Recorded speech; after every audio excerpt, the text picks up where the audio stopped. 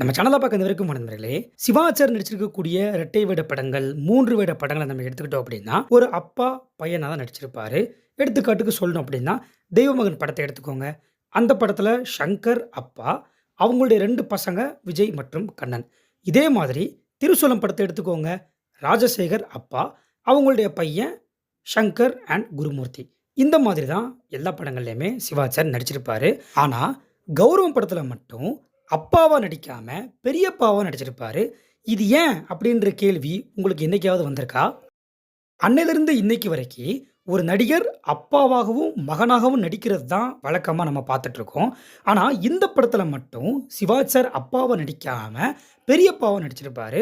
So, இதுக்கான காரணம் என்னன்றது தான் நம்ம இன்னைக்கான வீடியோல பார்க்க போறோம். இந்த ஒரு இன்ஃபர்மேஷன இதுவரைக்கும் யாருமே உங்களுக்கு சொல்லியிருக்க மாட்டாங்க. ஸோ, எல்லாருமே ஸ்கிப் பண்ணாம கடைசி வரைக்கும் இந்த வீடியோவ இருந்து பார்த்துட்டு, நீங்க தெரிஞ்சுக்கோங்க. ஓகேவா? சரி வாங்க, ரொம்ப பேசாம வீடியோக்குள்ள போகலாம்.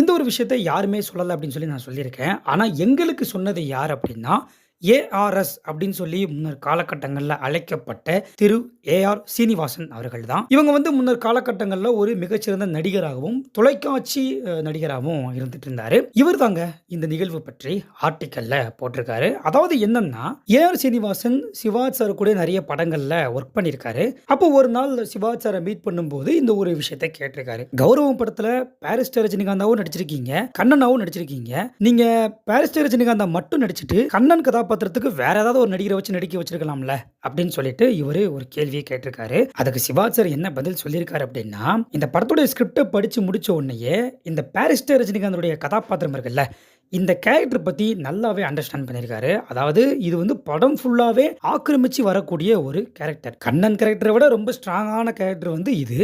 அப்போ கண்ணனுக்கு வந்து வேற ஒரு ஆர்டிஸ்ட்டை வச்சு நடிக்க வச்சுட்டு, பாரிஸ்டர் ரஜினிகாந்த் கதாபாத்திரத்தை சிவா சார் கொஞ்சம் அதிகமா கவனம் செலுத்தி நடிச்சிருந்தார் அப்படின்னா, படம் பார்த்துட்டு மக்கள் வெளியே போகும்போது, மக்களோட மனசுல இந்த பாரிஸ்டர் ரஜினிகாந்த் கேரக்டர் மட்டும் தான் மைண்ட்ல இருக்கும்.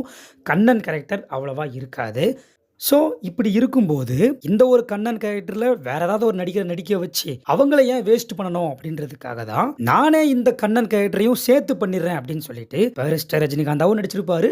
கண்ணனாவும் இந்த படத்துல சிவா சார் நடிச்சிருப்பாரு. இப்போ சிவா சார் இந்த 2 கேரக்டர பண்ணிட்டாருன்றது வந்து பெரிய விஷயமா பார்க்கறத விட, இதுக்கு அவர் சொல்லியிருக்கக்கூடிய விளக்கத்த கொஞ்சம் யோசிச்சு பாருங்க. ஸ்கிரிப்ட படிச்சு முடிச்சுட்டு 2 கேரக்டருடைய வெயிட் என்னன்றது தெரிஞ்சுக்கிட்டு, இதை எப்படி நடிக்கணும், இதை யார வச்சு பிரசன்ட் பண்ணணும் அப்படின்ற வரைக்கும் ஆழமா யோசிச்சு தான் இந்த ஒரு முடிவை சிவா சார் எடுத்திருக்காரு. சீரியஸா சொல்றேன், இப்ப இருக்கக்கூடிய நடிகர்கள் இந்த அளவுக்கு யோசிப்பாங்களா அப்படின்றது எனக்கு வந்து தெரியல. ஏன்னா, நமக்கு ஒரு நல்ல ஒரு கேரக்டர் கிடைச்சா போதும், நம்ம நடிக்கணும் அப்படின்ற மைண்ட் செட்ல தான் அவங்க இருக்காங்க. கேரக்டர பார்க்கறத விட, ஒரு நல்ல ஸ்கோர் அதில இருக்கா அப்படின்றது தான் பார்க்குறாங்களே தவிர, இந்த மாரிலாம் யாரும் வந்து யோசிக்க மாட்டாங்க. அப்போ சிவா சார் வந்து கலையவும் மதிக்கிறாரு. தன்னை போல இருக்கக்கூடிய கலைஞர்களையும் மதிக்கிறதுனால தான், இந்த மாரி ஒரு விஷயத்த அன்னைக்கு தேதியில பண்ணிட்டு இருந்திருக்காரு. இப்படி பண்ணதுனால தான், இன்னைக்கு வரைக்கும் நடிகர் திலகத்துடைய புகழ் அப்படின்றது தமிழ் சினிமால இருந்துகிட்டே தான் இருக்குது. சரி ஓகே. இப்படிப்பட்ட நடிகர் திலகம் பற்றி உங்களுடைய கருத்துக்கள் என்னன்றத நீங்க வந்து சொல்லுங்க. அது மட்டும் இல்லாம இந்த ஒரு நியூஸ நான் தான் உங்களுக்கு ஃபர்ஸ்ட் டைம் சொல்லியிருக்கேன். ஸோ ஒருவேள நீங்க சொல்றதுக்கு முன்னாடியே எனக்கு இந்த நியூஸ் தெரியும் அப்படின்னு சொல்லி யாராவது சொன்னீங்க அப்படின்னா, நீங்களும் கமெண்ட் பண்ணுங்க. நான் அத பார்த்து தெரிஞ்சுக்கிறேன். ஓகேவா? அது மட்டும் இல்லாம சிவா சாருடைய இந்த ஒரு நல்ல குணத்த எல்லாத்துக்கும் தெரியப்படுத்தணும். இந்த ஜெனரேஷன்ல இருக்கக்கூடிய பீப்பிள்ஸ்க்கு. அதனால இந்த ஒரு வீடியோவ நெறைய பேருக்கு ஷேர் பண்ணுங்க. ஓகேவா? லைக் பண்ணுங்க. ஒன்லி சிவாஜி கணேசன் சேனல சப்ஸ்கிரைப் பண்ணுங்க.